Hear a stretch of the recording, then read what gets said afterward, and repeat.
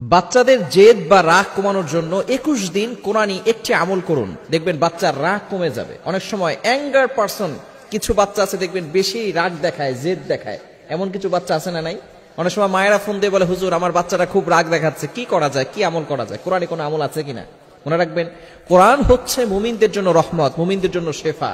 কোরআনের ভিতরে আল্লাহ তাআলা সবকিছু, এভরিথিং, যা কিছু দরকার সবকিছু দিয়েছেন। আল্লাহ তাআলা নিজে বলছেন 15 নম্বর পারার 9 নম্বর পৃষ্ঠার 2 নম্বর লাইন, সূরা বানী ইসরাঈলের 82 নম্বর আয়াতে রব্বুল আলামিন বলেন, ওয়া নুনাজ্জিলু মিনাল কুরআনি মা হুয়া শিফাউ ওয়া রাহমাতুল লিল মুমিনিন। আমি মুমিনদের জন্য এই কোরআনটা রহমত স্বরূপ, শেফা স্বরূপ নাজিল করে দিয়েছি। সুবহানাল্লাহ। ভাষা গিয়া এই কোরআনটা হচ্ছে মুমিনদের জন্য রহমত, মুমিনদের জন্য শেফা। এই কোরআনের ভিতরে আল্লাহ তাআলা শেফা দিয়েছেন।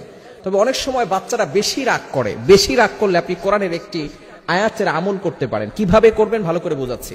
তার আগে আমি অনেক সময় যে সমস্যাটা বাবা মা করে সেটা হচ্ছে বাচ্চাদেরকে বদদোয়া দিয়ে ফেলে, অভিশাপ করে। খবরদার, অনেক মা তার নার ছেঁড়া ধন, যেই মা 10 মাস 10 দিন গর্ভে ধারণ করে বাচ্চাকে প্রসব করেছে, সেই মাই জানে একটা বাচ্চা প্রসব করতে কতটা কষ্ট হয়।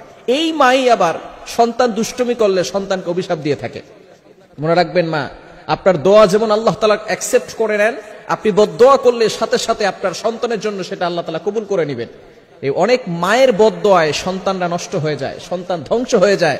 এজন্য কখনো সন্তানকে অভিশাপ দিবেন না। মায়েরা বেশি এই অভিশাপটা দিয়ে থাকে যে তুই মরিস না কেন, তুই মরলে আমি দুধ দিয়ে গোসল করে উঠবো। এই ধরনের কিছু নারী আছে না নাই? খবরদার, বাচ্চাদেরকে অভিশাপ দিবেন না। 2 নম্বর, বাচ্চাদেরকে মিথ্যা প্রতিশ্রুতি দিবেন না। সবসময় তাদেরকে সত্য প্রতিশ্রুতি দিবেন। অনেক সময় বলে, বাবা তুমি এটা খাও, তোমাকে একটা সাইকেল কিনে দিব, এরকম বলে কি বলি না?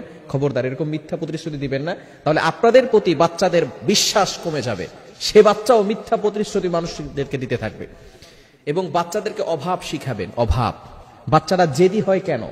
বাচ্চাদেরকে অভাব যদি না শিখান, আপনি এখন আপনার কাছে 100 টাকা চেয়েছে, আপনি 100 টাকা দিয়েছেন। 500 টাকা চেয়েছে, আপনি 500 টাকা দিয়ে দিয়েছেন। পরবর্তী সময় যখন আপনি দিতে পারবেন না, তখনই বাচ্চার রাগ বেড়ে যাবে, বাচ্চা অ্যাঙ্গার পারসন হয়ে যাবে। খবরদার, অভাব শিখাবেন। আপনার অ্যাবিলিটি আছে, তারপর আপনি তাকে একটু অভাব শিখান, এটা শিখানো উত্তম। এখন জেদ কমানোর জন্য কি আমল করবেন? আল্লাহ পাক রব্বুল আলামিন পবিত্র কোরআনুল কারীমের ভিতরে নিজেই বলে দিয়েছেন। আপনি আপনার সন্তানের মাথায় হাত রেখে 7 বার এই আয়াতটি পড়বেন। আয়াতটি হচ্ছে 3 নম্বর পারার 19 নম্বর পৃষ্ঠার 14-15 নম্বর লাইন, সূরা আলে ইমরানের 83 নম্বর আয়াত। সূরা আলে ইমরানের কত নম্বর আয়াত? 83 নম্বর আয়াত।